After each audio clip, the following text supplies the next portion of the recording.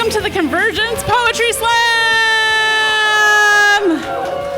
Yes, that was pretty good. Pretty good. We're here to have some fun while doing some poetry. And I know some of us have had long days. Some of us have just been like running from place to place. And now we're here to take a deep breath and like celebrate some art together. And we're going to lift this place up with our energy. So once again, make a bunch of noise. Who's excited? Yes! Excellent. I'm Allison Broeren. I will be your hostess through this amazing night of poetry. Yes, it's gonna get rowdy. I am one of the subheads of Wordslinger's Way, so welcome to our room. Thank you for finding us. And so here, tonight, we are going to crown the epic winner of poetry. I know, who knew? There's eternal glory on the line tonight. What a thing we're here to do. So, just to like kick us off, get us started, if you have a phone that might ring during the show, maybe flip that into a mode where it won't be bothering people as they're pouring out their hearts and souls to you on the stage. I'm going to ask you, I don't know, like most of you are probably from Minnesota. Who's not from Minnesota in this room? A couple of you. Are you all from Wisconsin? All right, so since we're in this crowd, I'm going to ask us to be very un-Minnesotan about our art. I'm going to ask you to participate in art tonight. I know it's a little scary. I'm not going to be like, give me a word and come up here and do improv with me. But what I am going to ask you to do is sometimes poems are funny. Please laugh, okay? So poetry doesn't need to be serious, right? Okay, so we can laugh when things are funny. Give it a try. Ha, ha, ha. Oh, good. All right. And sometimes poetry is serious and beautiful, and since we don't generally have sounds to like share that with our poets, but if you want to let them know, like, yeah, that like just touched me here, give it a little snaps, a little snapperoons. All right. And if you are like really moved, you might just give it like a Okay, so the dulcet mooing of the audience is very high praise this evening. So this is what's going to happen. Poets, we have 7 of you that signed up. Yes, it's going to be exciting. Who are these poets? Well, just, any old asshole who wandered in off the street and put their name in our bucket. I have not screened for content. Anything could happen. I take no responsibility unless it's really good. Then I take all the responsibility. No, so this is the thing we love about Slam is it's open to anybody, any skill level, like no training needed to come up here and do your like nerdy, geeky poems that you want to share with us here tonight. Poets, you have up to 3 minutes to do whatever you have created in the name of poetry when you get up here. We're going to do 2 rounds of poems tonight, so you will come up here twice, do your 2 poems, unless like you didn't read the directions and you're like, I only got 1. We'll figure it out. Okay, it happens. Or like write a haiku. It's cool. You don't need to be as close to 3 minutes as humanly possible. Shorter poems are okay. I'm going to be over here with my timer. Poets, if you go over 3 minutes, I'm going to give you like 10 seconds grace period, in case you're the funniest poet on the planet, and the audience laughs for exactly 10 seconds. You will not get penalized for that. But for every 10 seconds you're over 3 minutes, 10 seconds, I'm going to knock a half point off of your score, okay? And man, if you're blown past like 4 minutes, 4.5 minutes, I'm just going to like just slowly walk up here and just take the mic away. Okay? Don't make me do that. It's so awkward. It's so awkward for everyone. So just like get control of your poems. You can use notes. You can be memorized. You can be off the top of your head, like whatever floats your boat. That's totally fine. And we'll draw an order here in just a minute so you can kind of like mentally prepare where you are through the evening. So I'm saying things like crowning winners, having scores, like that kind of stuff. We're going to be able to do that because we have 5 amazing judges here tonight. Judges, can I see your scorecards, please? I have 1, I have 2, I have 3, 4, 5. Make a bunch of noise for our judges. There would be no competition without them. All right, judges, you have the very important job of putting numerical values on people's hearts and souls as they pour them out to you on this stage. Oh my gosh, you evil bastards, why would you do that? No. Okay, so judges, you're gonna score everyone 0 to 10. 0 is like the worst thing humanly possible just happened up on the stage. 10 is like a poem, like you're a little bit changed for the better now, like you're gonna wear that poem in your heart for a real long time. Most of the poems will be between those two things. So you can use a decimal point like 7.6, 8.2, 9.4. We just ask that you be consistent through the night. You'll have just a few seconds when I'm done with the poems, and I'll come up here. I will read your scores off. We will drop the high score. We will drop the low score. We'll add the 3 in the middle, so a perfect 30 will be the highest score a poet can get tonight. Are there people looking for chairs in the back at all? No, they're just running away. No, I scared them. Okay. Well, welcome in humans as they come and invite them to sit in the spots left open here for you. Okay. So judges, can you do this? Yes, all right. So here's what I didn't tell the judges. Audience, you don't just need to tacitly sit there and accept what the judges are doing. You can let them know how you feel about their scores. So audience, if you love that poem and it got a great high score, what are you gonna do?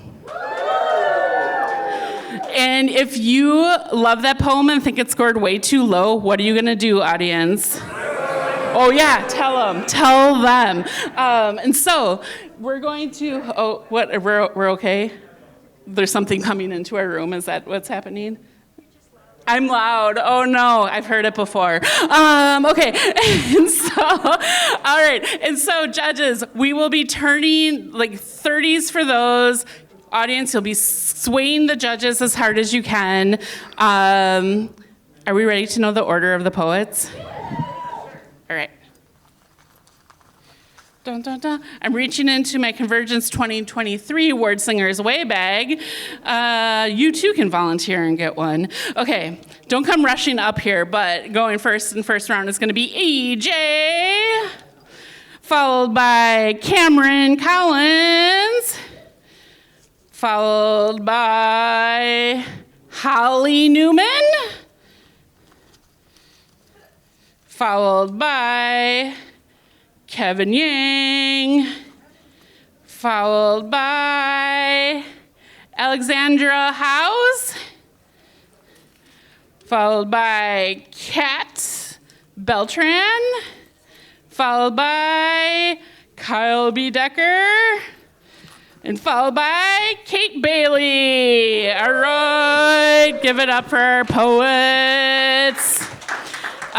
Poets, can I just ask you to raise your hands quick just to make sure you're all actually in this room? 1, 2, 3, 4, 6, 7. Am I missing one? No, I think that's everyone. We'll figure it out when we're going. All right, you got to be here when I call your name. Otherwise, okay. So poets, we're going to go in that order for the first round. For second round, we'll have a little bit of a feature in between first and second round. We're going to go reverse order through second round. But we are not quite ready to get started.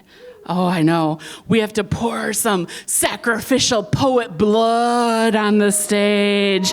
Yes, we have a sacrificial poet who is here to do a poem for you. Judges, you will score this poem as if they are in the competition. They're your baseline. There, we will fix you before you dash somebody's hopes and dreams if you do it wrong this first time. Put your hands together for our sacrificial poet, Ben Sandel!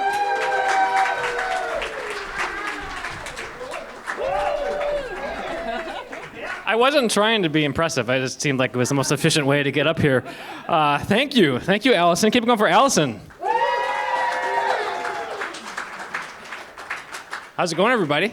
How's your CONvergence? I'm not supposed to take time doing crowd work. I'm sorry. Time starts now. No. Okay, so I was thinking.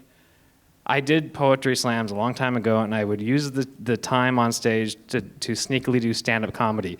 And I didn't want to do that this time, and then I was like, okay, I haven't written a sincere poem in a long time, and I tried, and I can't. So I don't want to do an ironic poem or a joke poem, so I went back to my old computer, to a file that had to be converted out of an old Word format to find old poems I wrote when I was 17. The last time that I wrote poems sincerely, and I was a melodramatic, sad, shy 17-year-old with the unhealthy fixation with Robert Frost. So I was really cool. You know the time's starting. I know, this is, get this. It's a sonnet.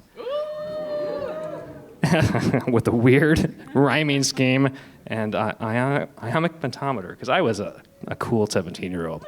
All right, judges, put your 10s on the board right now. This is called Moonlight's Lonely Poem. Just tap and tap, my June bug dear. You are my comfort for the night. And now you've come, and since you're here, I'll turn and watch your bouncing flight. You flew all evening while I cried and chose my window to appear. You made my darkened life seem bright and took my thoughts of suicide. Your wings reflect the soft moonlight. For once, this wrongful world feels right. I ask you, friend, can you not stay? I hope you'll never leave my home. Just wait, don't go away. You forgot to hear my latest poem. Thank you. Woo! Keep it going for Ben Sandel! Amazing. So earnest. I love it. Okay, judges, this will be like the longest you have to do your scores all night long. And Ben did teach us a good lesson. The second you get up here and start talking, my timer does go. All right, judges, put them up in the air when you got them. I have a 6.9, a 7.1, a 7.8, an 8, and an 8.5. Give it up for the poet. Oh, well, you give me the easy grader. That's good.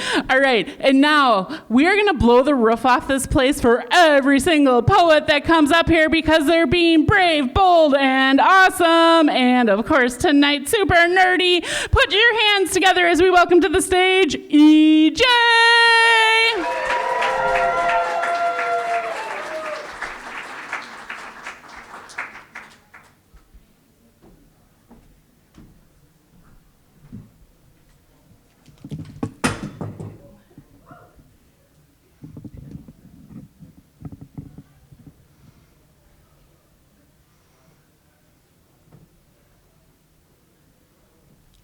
A series of responses to transphobic people, answered by sharks on the Sci-Fi Channel. A man shouts, "Are you a boy or a girl? Sharktopus is neither a shark nor an octopus, but some entirely different thing. He asks what's in my pants, and 8 octopus legs burst forth. Not tentacles. If I had tentacles, I'd be a shark squid. Do not pretend you know this body better than me. I've swallowed a dozen marine biologists before you who thought they could make this body theirs." A woman says it's hard for her when a trans person changes their name and pronouns. I remind her the Sci-Fi Channel has changed its name 3 times already, Janice, and nobody cared. A man says there are too many genders now to keep track of. The movie Two-Headed Shark Attack came out in 2012 and already has 4 sequels. 3-Headed Shark Attack, 4-Headed Shark Attack, 5-Headed Shark Attack, and guess what? 6-Headed Shark Attack. He says there are only 2 genders. He says my gender is in my pants, so I whip out a bouquet of shark heads. A woman says I should choose one gender to present as, boy or girl. I just watched a movie about sharks who swim through sand called Sand Sharks, and a movie about sharks who swim through snow called, guess what? Snow Sharks. Do not tell me how my body should move through this world. I am a trans femme shark. I do not follow your laws of physics. Watch me grow and shrink myself when it suits my needs, or when the studio can't afford the CGI anymore. Like how I can't afford health insurance anymore, or food. Watch me hunger, shrink, and be called a monster. A mother shouts predator when she sees my Adam's apple shark fin out of the water. On average, 8 people are killed by unprovoked shark attacks a year. On average, 3 sharks are killed by people every second. What is a trans femme if not a hunted thing? What is a trans femme if not blood in the water? A feeding frenzy of fishhook men looking to sink their teeth into my cheek. I am a ghost shark, which means my body can appear anywhere it's not wanted. Watch my dead body burst forth from every pipe and slip and slide and glass of water take up so much space I split a man's mouth in two. I am the reason cis people say they're scared of the water, all the disgust swimming in their veins. 3 years ago, a man rammed a harpoon into me and smiled. Isn't it just like a man to kill with a smile on his face? Isn't it just like a trans femme to die on screen to a cheering crowd?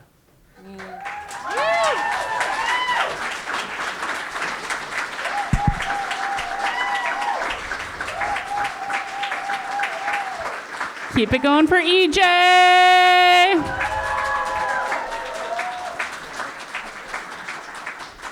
All right, judges got some scores. Bump, bump, bump, bump. I have an 8.9, a 9, a 9.8, a 9.5, and a 9.8. Give it up for the poet. EJ, I feel like the sequel of that piece needs to be you seeing the Titanic submersible. Yes, that's a whole. Power of the billionaires. That's why my shoes say eat the rich. Yep. You're like a land shark right now. I love it. All right, we're gonna keep on moving as we welcome to the stage Cameron Collins.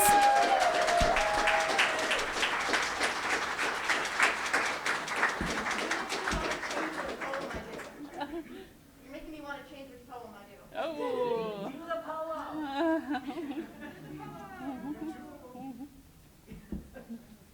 Struggle to find it.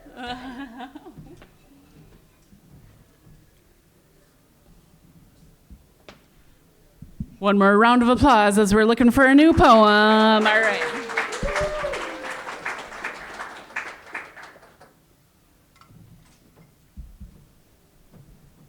God, you're tall. I'll just do that. When you look at me, do you see a boy? A real boy? At first glance, walking down the street, is that the word you associate me with? Do you take a second glance? Or does what I am plague your mind for the rest of the day? What does it even mean to be a boy? What is the test? How can I pass when I don't know the material? What is the criteria? A love for sports? Punching the walls? Not being able to talk about periods? Wanting to bone everything in sight? What are your superficial expectations of what a real boy is? Who am I, Pinocchio? Why is a magic puppet more of a boy than I am? I will never be just a boy. I will be the boy with the wrong body, or the boy who has to get a shot weekly to even maybe one day be seen as a boy. I'm the boy who has to suffocate himself to even feel a little better about his flesh prison. The boy who will never be seen as one. I could have it tattooed on my forehead and no one would care. Nothing will change. You see, when you see me, you don't see the strong jaw or facial hair or wide shoulders. You don't hear a deep voice that an Adam's apple is supposed to give me. You don't see a bulge in my pants. You don't see a boy. You see a trans boy, if I'm lucky. You see my breasts, my wide hips and soft features, my fragile frame. You hear my high voice. You see a person with all the trademarks of a girl standing in front of you. What you don't see are my bruised ribs from binding so long it feels like I might faint and it hurts to breathe. The countless tears as I scream at my body in the mirror because I can't look at myself, because the picture in my head looks nothing like what stares back at me. The blood I wish to draw whenever I see and hear myself. You don't hear the echoes of hate and slurs that were and are thrown at me like confetti. The temptation to perform my own surgery in the kitchen with the kitchen cleaver that grows stronger each day. The 6-month wait list, which I was put on, which was short and reasonable to even maybe get the treatment I need. 6 months turned into 9, chipping at my faith and patience, only increasing the pain of dysphoria and my hatred of this body. Then I called. I was removed from the list and never told, forcing me to start over. Opportunities held hostage. The ransom was conformity, being forced to fit into a box to be loved by the ones who promised to love me unconditionally, the people who saved me from abuse becoming the abusers. Or maybe they always were, but it's hard to see sharks in the water when you're staring the kraken in the eye. Woo! Keep it going for Cameron!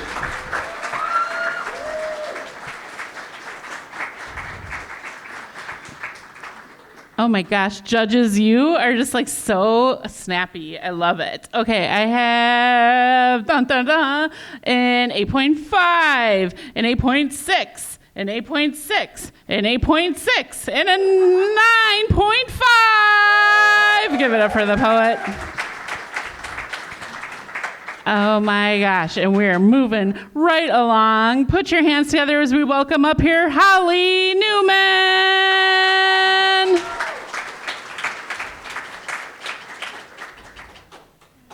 All the way to the stage. Woo!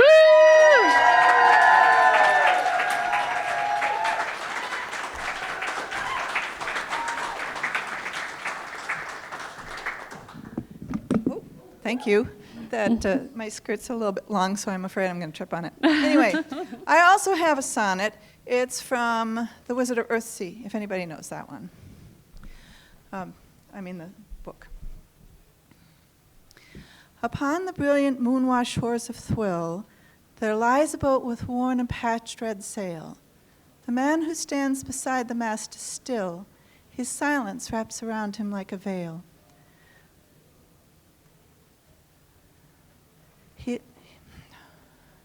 Sorry.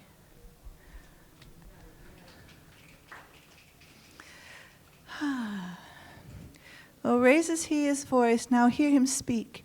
In tones of music does he sing the song of long ago and far away to keep traditions of the moontide dances long. As summoned by the sound rises the sun to find the darkling man and boat are gone. Woo!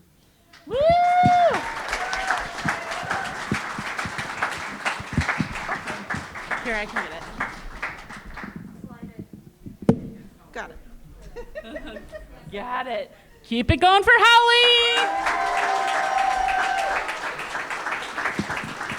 All right, judges. Oh my gosh, 2 sonnets and a slam so far. I'm loving this. Okay. We've got a 7, a 7, a 7.2, a 7.2, and a 7.9. Give it up for the poet. All right. Does anyone need seats? We have some. Do you want to raise your hand if you have a couple empty seats by you, just so people can see? All right. Feel free to come and hang out if you want, or hang out back there too. I won't judge. All right. We are going to keep on going. Put your hands together as we welcome to the stage Kevin Yang.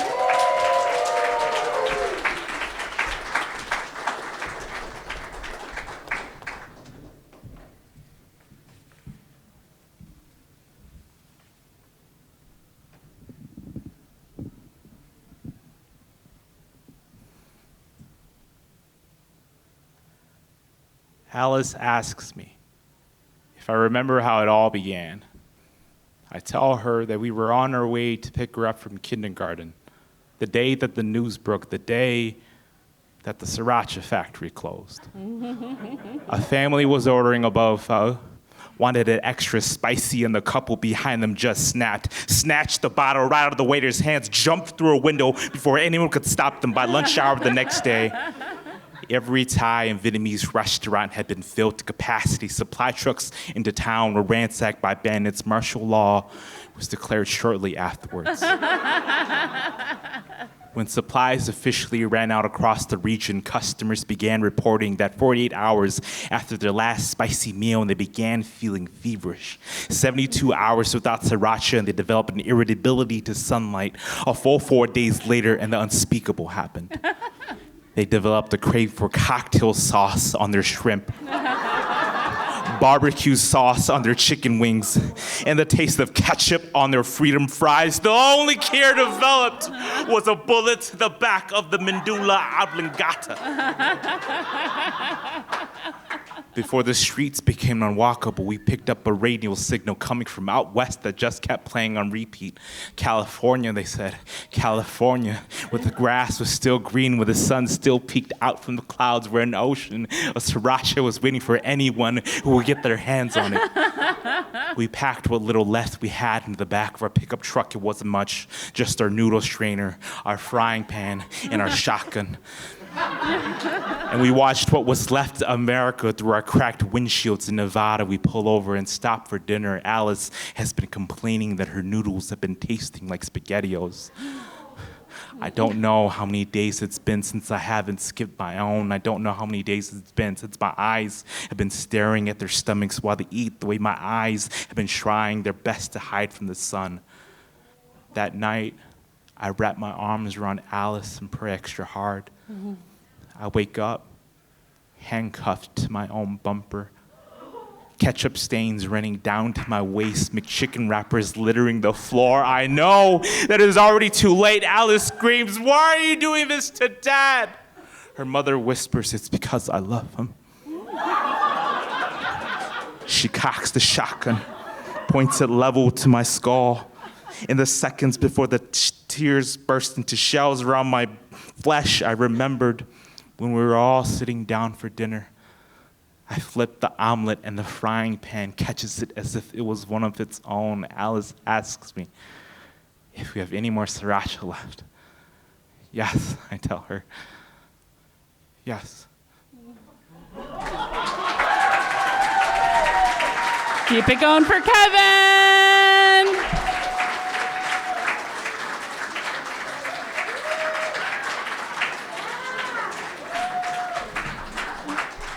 All right, I have, let's see here, an 8.9, a 9.1, a 9.5, a 9.8, and a 9.9. Amazing. Okay, we're cruising through the first round. Who's having fun so far? Yeah. Keep that going as we welcome to the stage Alexandra House.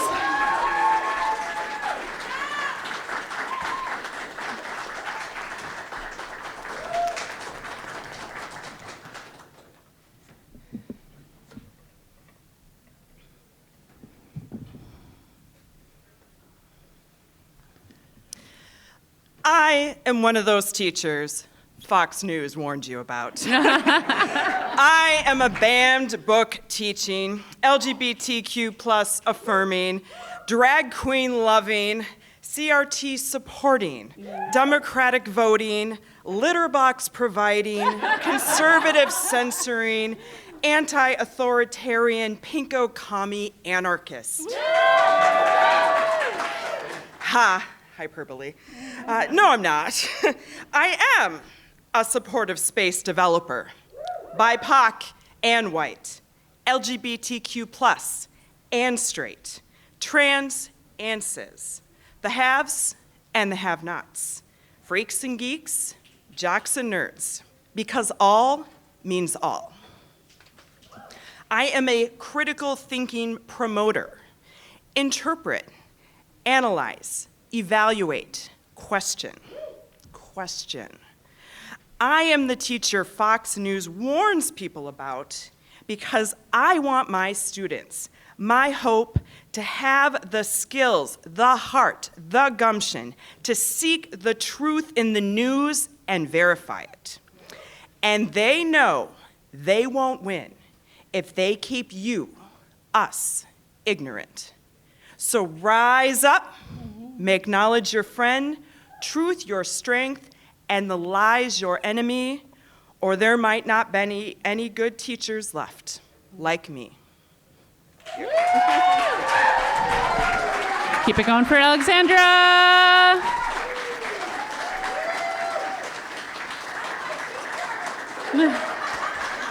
Excellent. Judges, let's see those scores.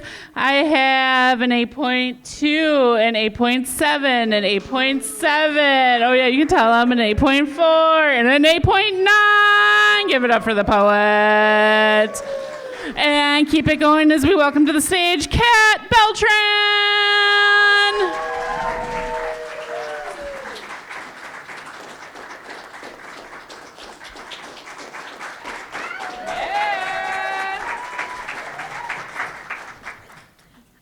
I have a stutter, so yes, you heard that more than once.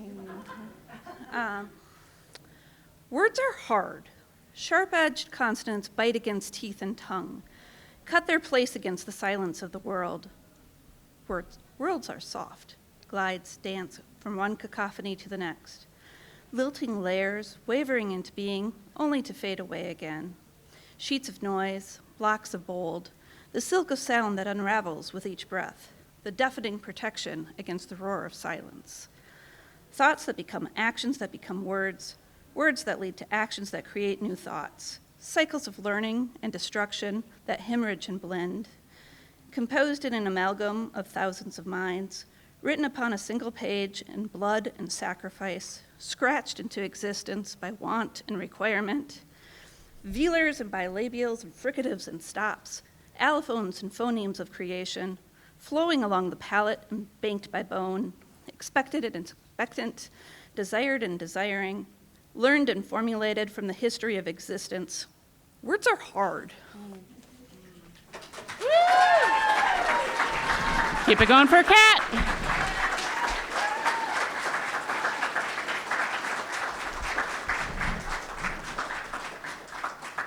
Okay, judges. Dun, dun, dun, dun, dun, dun, dun, dun, dun, dun, dun, dun, dun. Okay, got it. I have a 7.2, a 7.5, a 7.7. How about an 8.8 and a 9.1? Says our guest of honor added points for linguistics in that poem. I love it. I'm getting little notes from the judges. It's very fun. All right, and we're blazing through a couple more left in the first round. Put your hands together for Kyle B. Decker.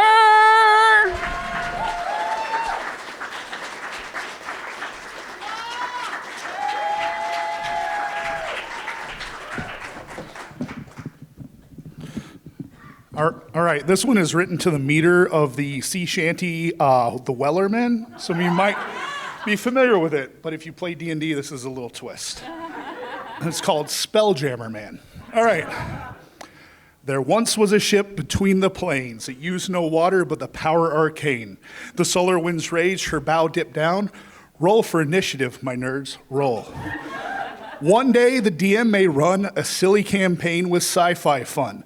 One day, when the dungeon is done, we'll take to space and go. Forgotten Realms is okay, I guess, but its Tolkien influence lacks progress. A trip to space would be a success.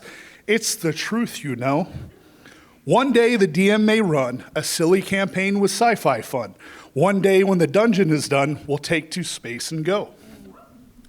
Like a prog rock poster on the wall, a Spelljammer campaign is fun for all. Wizards in space toss a mean fireball. It's fun you won't outgrow. One day when the DM is done, or the DM may run a silly campaign with sci-fi fun. One day when the dungeon is done, we'll take to space and go. You can play a hippo person gif or an interplanar traveler gith. Lizard folk on a laser skiff, and there are even tinker gnomes.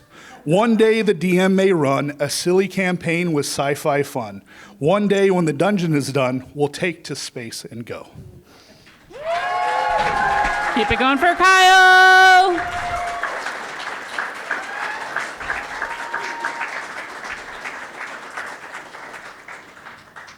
Okay, judges, what'd you think? I go 1, 2, 3, 4. I have a 7.9, an 8.4, an 8.5, an 8.9, and a 9.2. Give it up for the poet. And keep it going as we welcome to the stage Kate Bailey.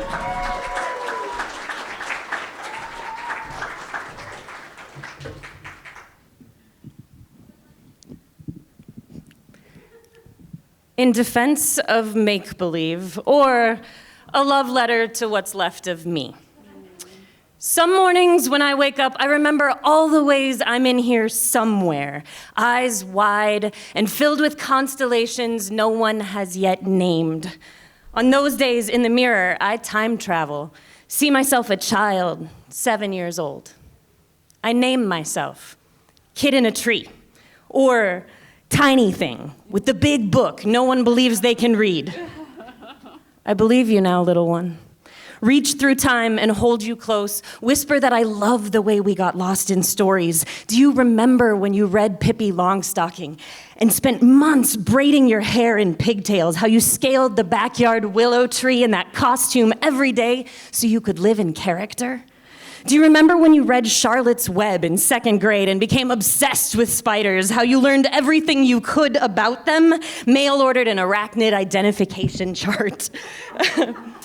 Nailed it to your wall. Do you remember how you caught a wolf spider and brought it to school in a shoebox? Do you remember the screams? Do you remember how they called you a creep?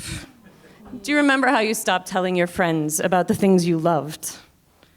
I see my reflection, adolescence, 12, maybe 13, too old for make-believe, but here we are anyway in that old bedroom, a box of dress-up clothes splayed across the bed. Kid, do you remember how you spun your globe and put your fingers down wherever they landed for inspiration? You wrote in notebooks about the places you'd land, about fanged bunnies underneath Japanese cities, or about fairies who lived in punk rock gardens in Prague, or the way you escaped from your family in Indiana. Remember in 7th grade how you turned one of those stories in and your teacher wrote, "Beautiful tale, if it is in fact original work, please see me after class." Remember how you stopped spinning your globe?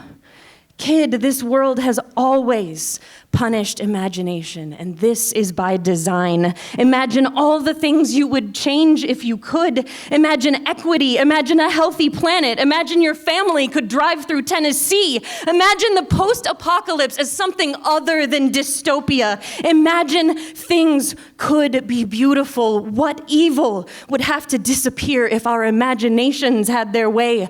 Of course they want us gone. Kid, I'm trying to save us.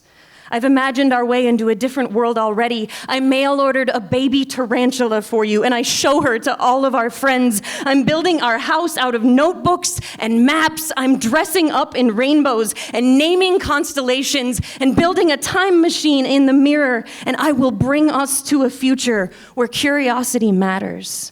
And if anyone questions our originality, we will laugh and laugh until we make them believe.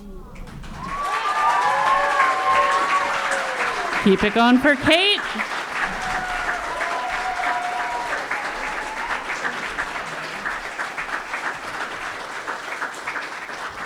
All right, judges. Yes. Okay, I have an 8.5, an 8.8. How about a 9, a 9.6, and a 9.8? Give it up for the poet. Oh, and make a bunch of noise because that completes round 1. So poets for round 2, we're going to go in reverse order. So it'll be Kate, Kyle, Kat, Alexandra, Kevin, Holly, Cameron, EJ. But before we dive into round 2, we're going to have a very special little mini feature poet come up here. Judges, you do not have to score this poet with your boards, just in your minds and hearts. And this is a good time for you if anyone's like, bathroom emergency or something like that. But we will just be like, we'll be back in like 7 minutes after this amazing poet set. We're going to welcome to the stage a National Poetry Slam champion, a musician, a dancer, a writer. I mean, this man can do almost anything under the sun, and we're so excited to have him here with us for just a few minutes tonight. Put your hands together for Kari Jackson.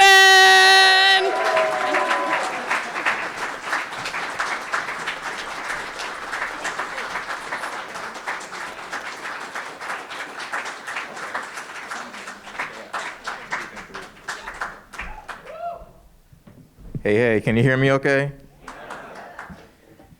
All right, I'm gonna squeeze in 3 poems. I was like, man, which ones am I gonna do? Because I'm a nerdy person, but like in very different ways. So I think I'm just gonna kind of start with this one, which is about basically a childhood game that I think a lot of us remember.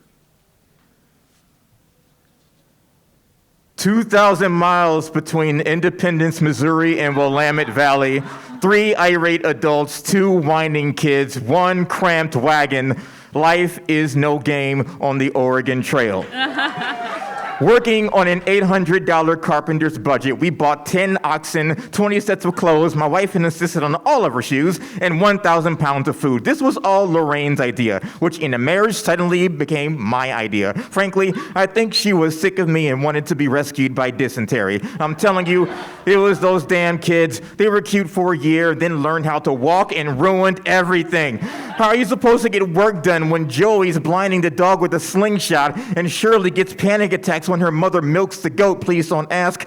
I haven't had the heart to tell them they were accidents. Uncle Bill learned to tune them out, so he sat in the back leering like the dirty old man he was. He's part of why Lorraine and I hadn't had much sex. We always thought he was looking. We'd been on the trail for about 600 miles, and we both knew our bickering was largely due to our ghastly lack of sex, thanks to the kids, the trail, and Uncle Bill. But then I realized we could die. This trip could be the last time I get laid. It became an obsession. From Alcove Spring to Fort Laramie, all I could think of was how to have that wagon smelling like Lorraine. She was feeling it too, like when she admitted she dripped while watching me ford the Big Blue River. She said it was the muscles in my back, the rush of the water, 4 months of just not getting any. Our goal was to steal the most glorious quickie we'd ever had. We almost had it in an abandoned wagon in Boise, but killed the mood as I kept slipping and she kept growling, "You're on the wrong trail." And once, at Independence Rock, everyone was asleep, soundless. She slithered on top of me, forking my chest with the lust of her tongue, grinding against the knob of my knee, right hand wrapped around my... only to hear our oxen being attacked by fucking wolves! In half-naked rage, I grabbed my rifle, shot them down with the force of every orgasm they'd just stolen from us. A month later, with the lighter load since Uncle Bill died of cholera, we finally got it at Snake River. We paid someone to help us across, and when we got to the other side, I saw that Lorraine had fallen into the water. I jumped back in, panicked, but she was waiting, grinning. My God, she'd planned this. Clinging to a branch in the bank, eyes smoking, one deep breath, and I went under. My tongue lapping salted water, my fingers taking over when I needed breath. She pulled me in, her cry swallowed by the rush. No stopping, no tender, just 4.5 minutes of Oregon lava. We returned, empty and calm, 400 miles left, sanity regained. A month from knowing she's carrying the greatest accident we have ever had.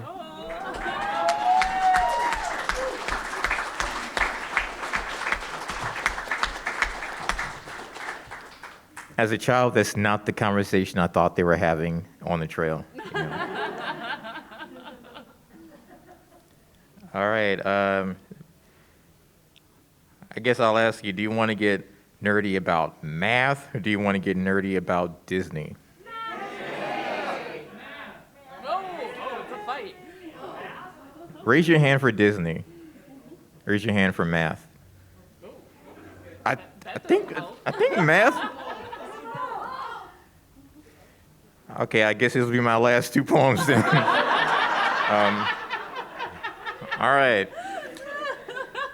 So this one I have to explain a little bit. So a few years ago, I don't know how much you follow the movies and the Oscars and stuff, but there was a film called Fences by August Wilson, starring Denzel Washington and Viola Davis. And there was also a movie that same year called Hidden Figures, you know, about the black women mathematical geniuses. And some people throughout the season at different award shows were confusing the two and calling them hidden fences. So I decided to imagine what that movie might have been. Now, Rose, I got I gotta tell you something, Troy, I'm busy finishing this proof. Now you wanna talk. I told you I was solving my equations from 5 to 7. You had all day and now you wanna talk. Yes, Rose, I had all day, but now you say the proof is more important than me. Damn it, Troy, you saying the proof is more important than me. Ain't no one said that. I'm just working every morning I wake up. Drag my tired bones to my work desk, pick up the white man's pencil, and work them equations till my fingers blister and the pencil runs down to a nub. You often find me drunk on exponentials and imaginary digits, my pencil in my mouth like a cigar rolled in the original papers of the theory of relativity. I be working, Rose, and I finally got the guts to tell you. Tell me what, Troy? I done put my pencil down now, lock the calculations in my mind as sure as you unlock your whiskey, or you forget I was a mathematician before I was ever your wife. My pencil is down now, so go on and tell me what. Well, all right now, Rose, now you know I spent the last 18 years vainly trying to fill the gaps in the standard model of particle physics. We both know the standard model got holes big enough to blast a baseball through. I've been trying to find a way to tell you, I gave up on that equation, woman. I took a breath heavy as my daddy's boots, and I laid that Swiss cheese standard model down the rest. I laid it down like death himself. Now, I know I didn't tell you. You sure as hell didn't. I've been busy, Rose. You think I ain't busy? You think you're the first one in this house to accept the limitations of the standard godforsaken model? Troy, I was only helping so you wouldn't feel foolish. I knew better ages ago. It ain't easy for me to admit I've been calculating with no measurable results for 18 years. I've been calculating with you. You think I ain't had dreams of neutrinos laughing at my theoretical futility? Shit's embarrassing. Don't you think I ever wanted to try something different, maybe even get me a job with NASA? But I stayed with you, Troy. I joined you at every convention and conference as if that were near as gratifying as helping to put some white man on the moon. All right, Rose. You're right. But I got a new theorem to wrestle with. It's brand new, just an innocent, just a baby. I want you to help me solve it. I know it ain't birthed from you, but it's here and beautiful and painfully incomplete. Will you help me, Rose? Yes, Troy, I will. And I might just mess around and make it even better, but I'm using my pencil, my paper, my desk, my mind. My proofs won't eclipse you, Troy, but they damn well mean a sweet melody to me. So if you do not mind, at last, I'm working.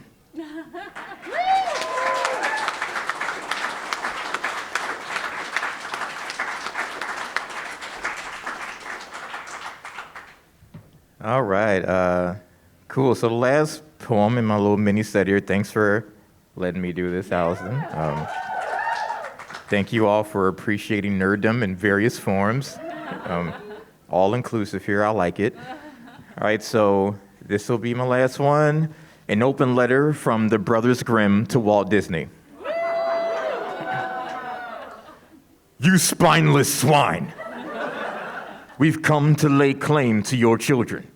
Every child raised on your cotton candy dinners, your insipid treatises on the magic of the world, they will have you to thank when they sprout into adults still trembling from the dark. And spare us your assertion that we too wrote of magic. Any wizard will bear witness authentic magic can kill you. Of course, we did not initially collect these stories for children, but despite the insufferable complaints of their parents, the horror of having to soften the horror still, there is no mistaking the sound of a child's canines sharpening. We abhor that your children now believe a frog became a prince through the kindness of a kiss. The girl hurled the frog into a wall, and that, you see, was more horror than kiss. Have you felt it? Have you ever been filled with the joy that offered to tear you in two? The little mermaid knew of such a joy, yet you bathe her in lies. Ariel does not get the prince, she dies. The 7 dwarfs did not bear their own names. Perhaps you'd understand if you lived in a society built on the graves of peasants. They live and die nameless, like midwives and infantry, the oral tradition itself. We did enjoy Bambi. Cinderella's stepsisters were symbols of desperation. The shoe didn't fit, so one cut off her toe. The shoe didn't fit, so one sliced off her heel. Ask your children, Mr. Disney, how many of them have grown into adults with bleeding feet, haunted limbs? How many have mutilated themselves for the satisfaction of a prince? How many rail against the terror of perishing nameless, sacrifice to the whims of the woods? How many dream of the courage to climb Rapunzel's dangling hair? We've come for your children, Mr. Disney. But we offer 2 opportunities for penance. First, with every purchase of your insipid DVDs, including your putrid money-grubbing sequels only rivaled by the 14 editions of The Land Before Time, with every DVD sold, you shall include a free edition of our original tales. Let them learn what it means to bastardize, to sweeten witches' medicine, to dull the edge of a warrior's axe. Second, take your beloved classics and recreate them honestly. This time, Aladdin is devoured by his lust for power and dies. Simba is punished for years of laziness, and at the claws of Nala, he dies. Pinocchio becomes a real boy, only to catch the plague and die. Show them the realities you have been so desperate to veil, and still will they greet the love of Ariel, see it carry her dust to the fairies. So we are coming for your children. And when little Bobby asks in wonder how her dreams were so sweet, tell her she just received her nightmares.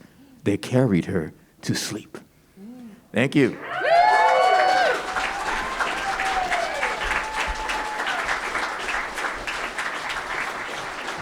Oh my gosh, keep it going for Kari. Thank you so much, friend. Yes. Who thinks Kari should sign up to do like a full show next year at CONvergence?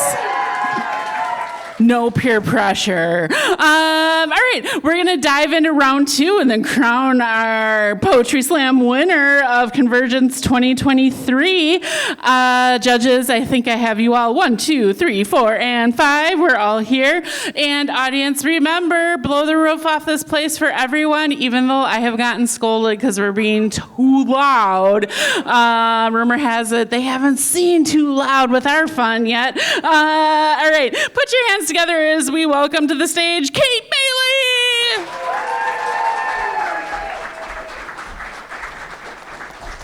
All right, so I get sort of sucked into my own melodrama sometimes, and I was like, what nerdy poems do I have? And I guess I'm a sex nerd, and I'm married to a history nerd, and the result is an old poem of mine that's very sad.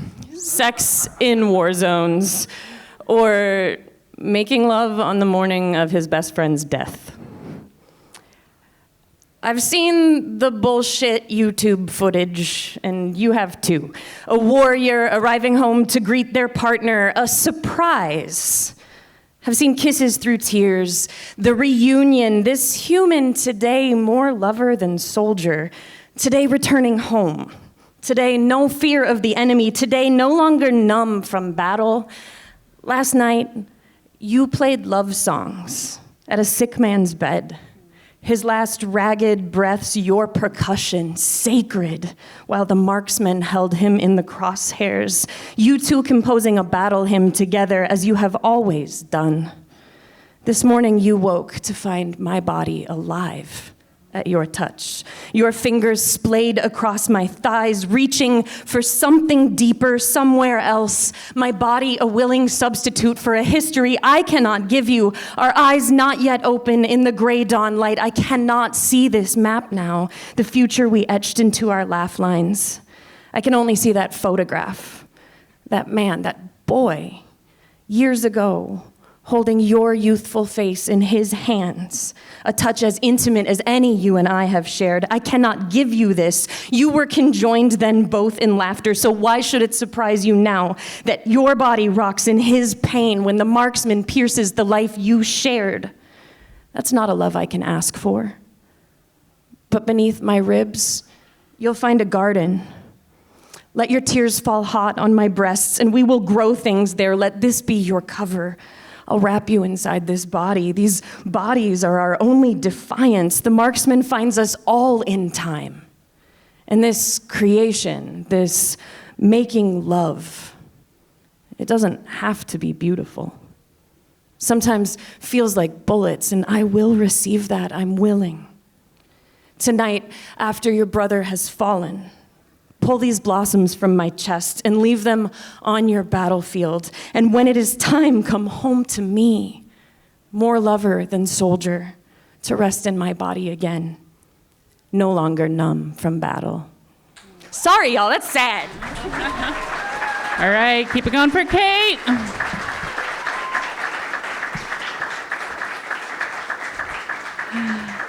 All right, judges, hopefully you remember what you're doing from round to round. I got 1, 2, 3, 4. Okay, I have an 8.2, an 8.9, an 8.9, a 9.1, and a 9.4. Keep it going for the poets. And oh my gosh, let's welcome back to the stage Kyle B. Decker.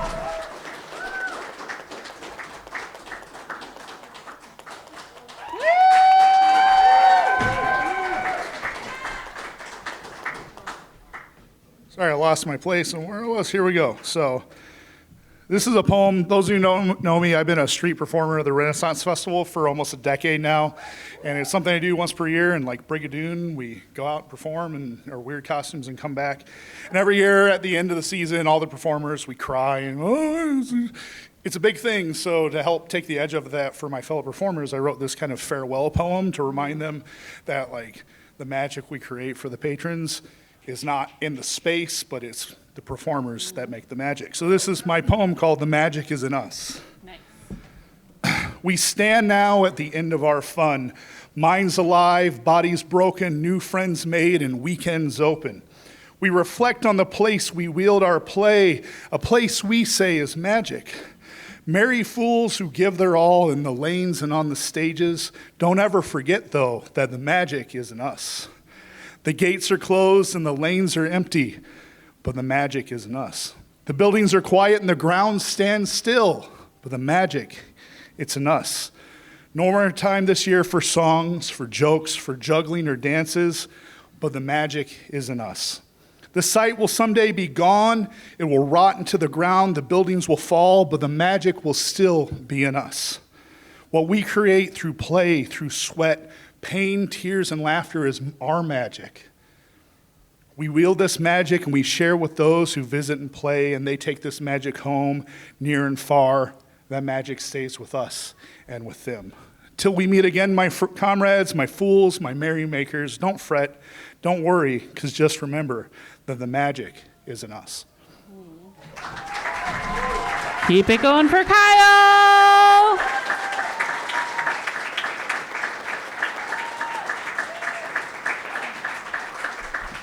Okay, dun, dun, dun, dun. Numbers. We got a 7.7, an 8.2, an 8.3, an 8.4, and an 8.9. Give it up for the poets.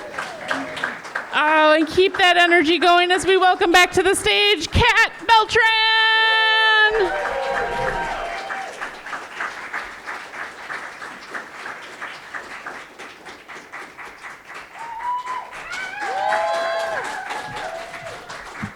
You're very tall, Kyle. The world revolves around me. You thought it revolves around you, but you're wrong. Your world revolves around you, and mine me. Your breath, your touch, your life, that's yours. Uh-oh. Okay, didn't like the poem.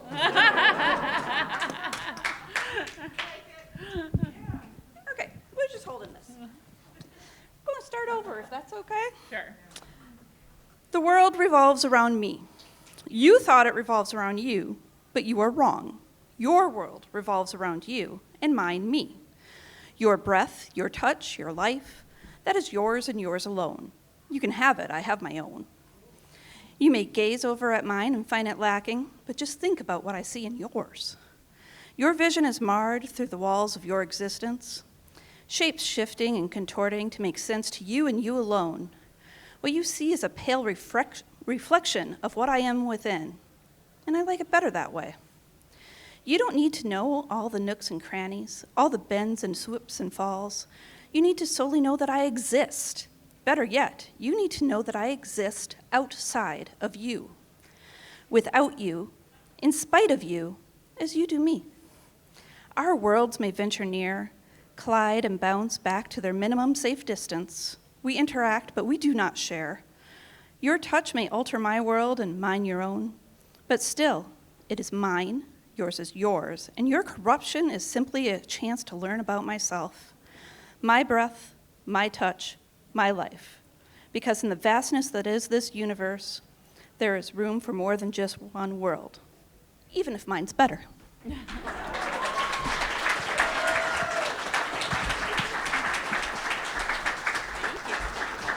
Keep it going for Kat.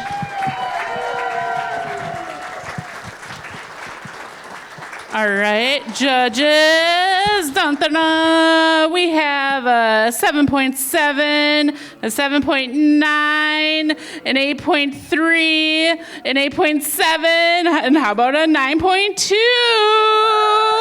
Yes. Keep it going for the poet and make a bunch of noise as we welcome back to the stage Alexandra House.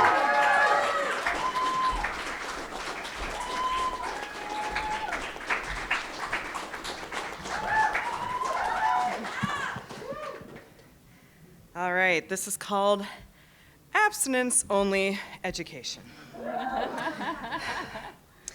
It starts with gum, duct tape, and oranges.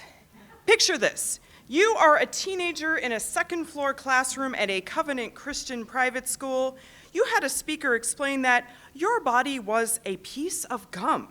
You didn't want to give your piece of gum to someone to chew and then give it back to you so you could give it to the next person and chew it some more.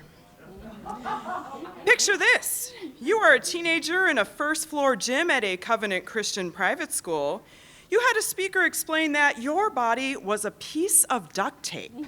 You didn't want to ball it up and stick it around on various surfaces to collect dirt and detritus. Picture this.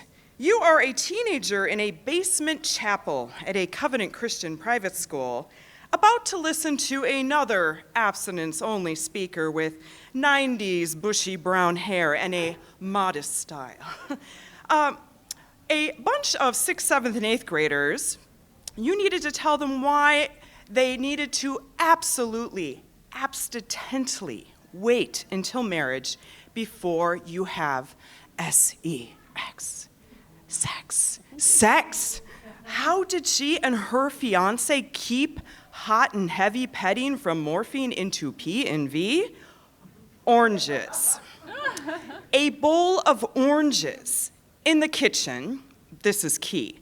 Because once she started kissing and fondling her fiance on the couch, she would yell to him, "Orange, orange, orange," and then shut into the kitchen after extricating herself from the lurid embrace. And go to the other room. She would grab an orange and begin to peel off its skin. Then her fiance would appear, grab an orange, and join in this unpeeling of their hormones, so they could wait until their wedding night. Because premarital sex led to STDs, HIV, AIDS, unwanted pregnancy, and no, not death like you're all thinking, but sin, everlasting damnation in the fires of hell for those who would sully God's gift of married love. Virginity, purity, is just an outdated construct. And I am not a piece of gum, a strip of duct tape. But I might be an orange, bright, round, ripe, ravishing, waiting to be unpeeled and tasted. Because if they believe God made love and sex and me, the Bible, Proverbs 8:19 says, "My fruit is better than gold, yea, than fine gold." Amen. All right, keep it going for Alexandra.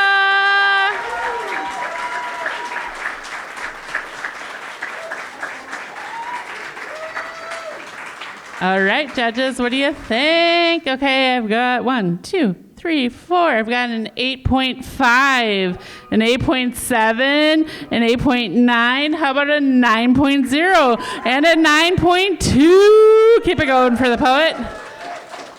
Oh, we're blazing through the second half, and there are a bunch of ties right now, let me tell you. I know. All right, let's keep on moving. Put your hands together as we welcome to the stage Kevin Yang.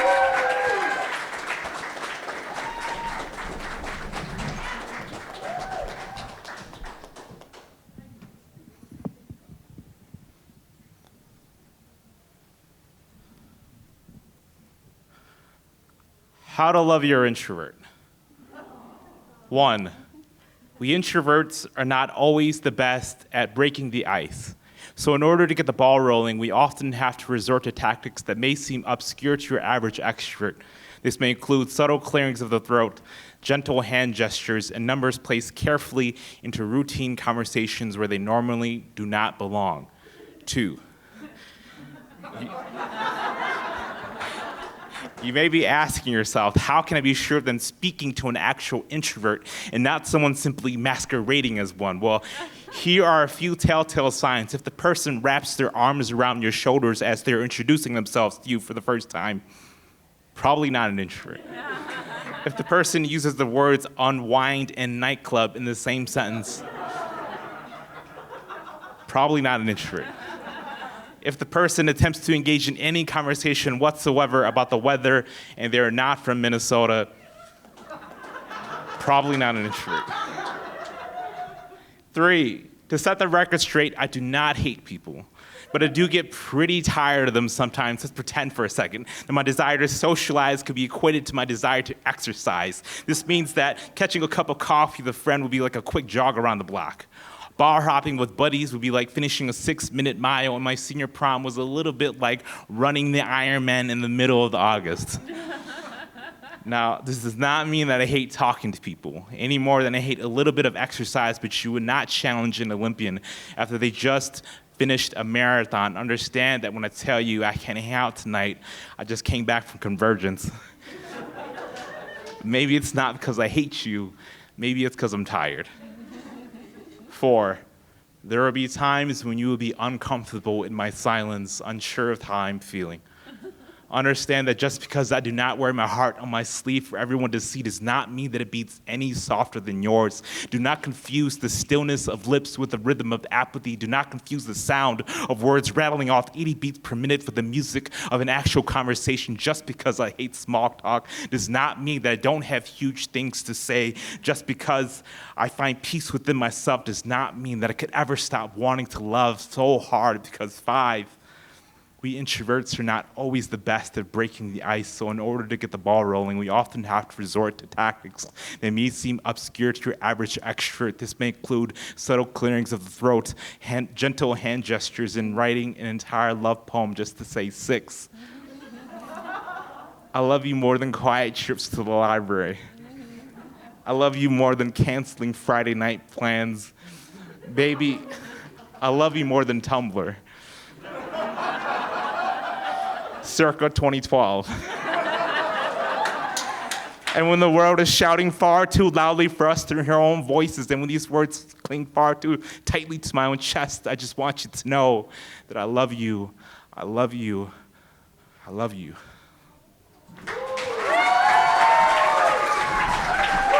Keep it going for Kevin!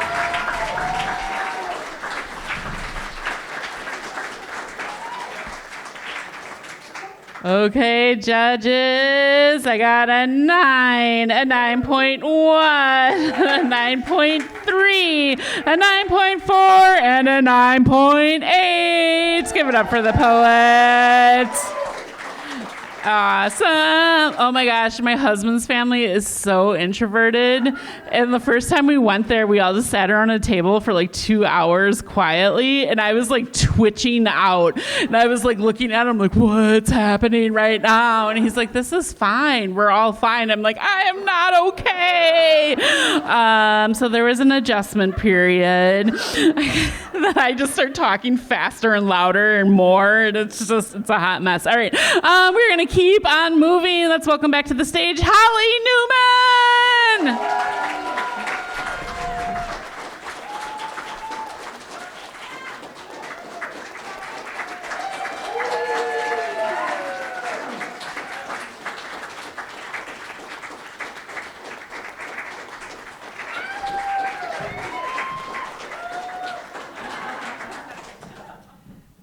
Okay. I don't have pages anywhere, and I don't have anything on my phone. So I'm going to try and remember another one that I wrote when I was supposedly unearthing goblin poetry by the great goblin poet Hot Air. That's spelled Hahtayre, by the way. It's called The Squirrel Ate the Little Hat. The squirrel ate the little hat. The little hat the squirrel ate. The little hat the squirrel spat. The squirrel spat the little hat. There we go. The little hat the squirrel spat out in the rain was very plain. But once that hat the squirrel spat, it proudly sat upon the head of goblin mother mine now dead. Her 2 black eyes, her tufted nose that glows and pricks up with the scent of wet cement. She is dead. And I, her child, with grief so wild, have never smiled since that strange day that she went away, but capered high and split the sky with loud and high hoorays and such. Thanks very much. Keep it going for Holly.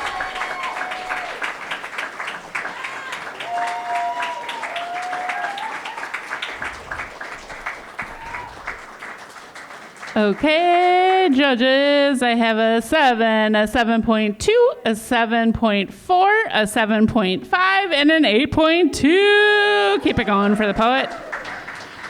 And we just have a couple poets left tonight. Put your hands together as we welcome back to the stage Cameron Collins.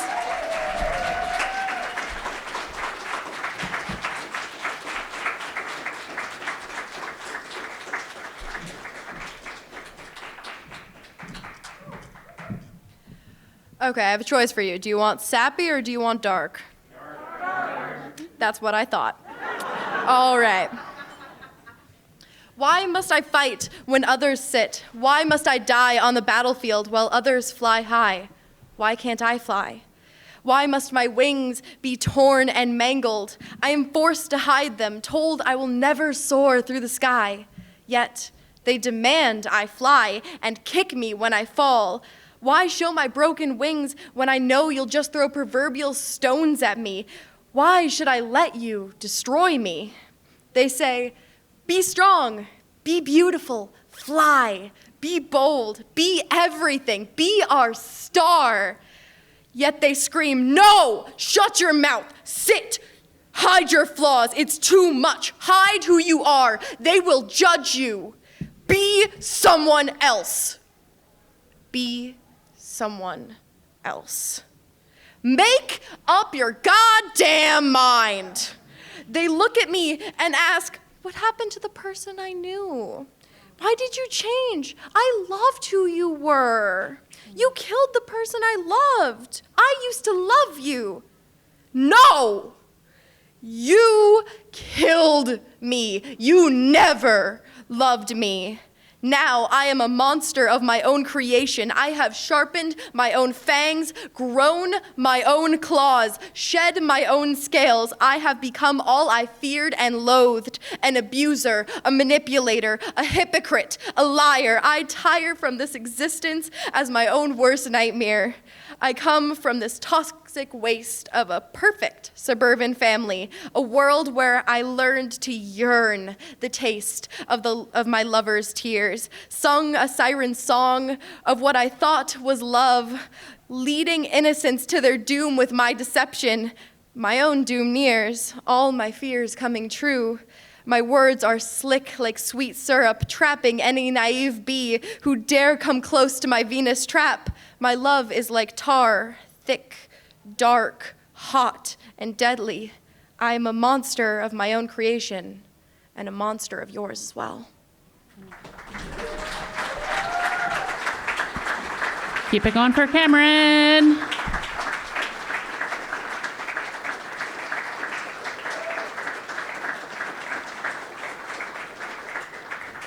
All right, judges. Dulcet moo. Okay, we have an 8.4, an 8.5, an 8.7, a 9.2, and a 9.2. Give it up for the poets. All right, and wrapping up our round, let's put our hands together as we welcome back to the stage, EJ.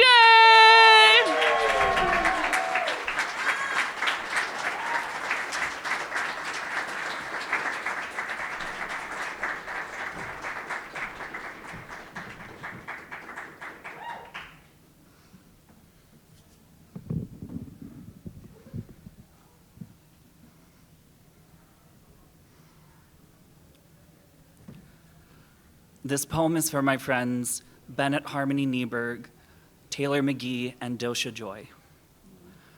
A list of reasons I could not use Revivify. 1. Revivify is a third-level necromancy spell, which means that I, a paladin of anti-fascism, cannot get that spell until 9th level. The nearest cleric asked us for our insurance, but said Blue Cross Blue Shield would not cover keeping our friends alive. 2. Without insurance, Revivify costs 300 gold pieces worth of diamond dust. And all of us in the party have been passing around the same 20 copper pieces so we could afford rent. None of us can afford a diamond. Ma'am, we live in Minnesota. Where are we even supposed to find a diamond? And even if I get 1 diamond, 3 of my friends are dead right now. I mean, 3 of my party members are down right now, so how do I choose who gets to survive this? 3. The range of Revivify is touch, and he was still in Wisconsin. I mean, they live in Denver. I mean, they were across the river. I could not hold them as they died, so how could I bring them back? All of my dead are miles away, and when I visit, all that's left is a torn character sheet, an urn, a headstone made of the cheapest rock. 4. The player has to have died within the last minute, and I did not know they were dead until the next day. I still feel guilty they were alive longer in my head than in my city. Grief is a timeless aberration, a false hydra until their face slides across my Facebook, a reminder of what we have lost. I am still searching for a resurrection spell, but this will have to do for now. All right, keep it going for EJ.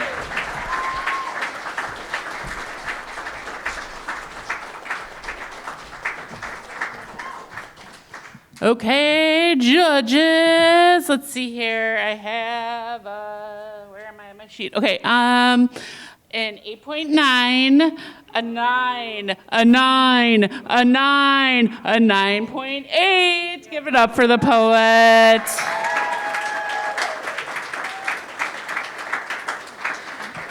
All right, let's make a bunch of noise for all the poems we heard here tonight.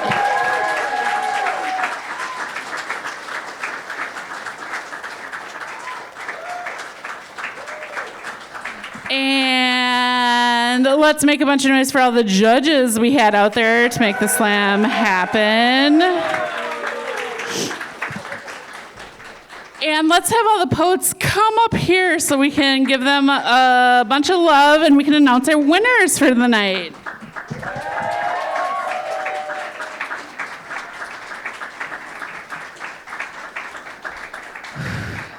All right, this was like a close slam. Make a bunch of noise for everyone once again. I hope you will all consider slamming with us again next year. It was a tight race here tonight. In third place this evening with a 54.3, we have Kate Bailey. And in second place tonight with a 55.3, we have EJ. And our winner by 0.9 is Kevin Yang.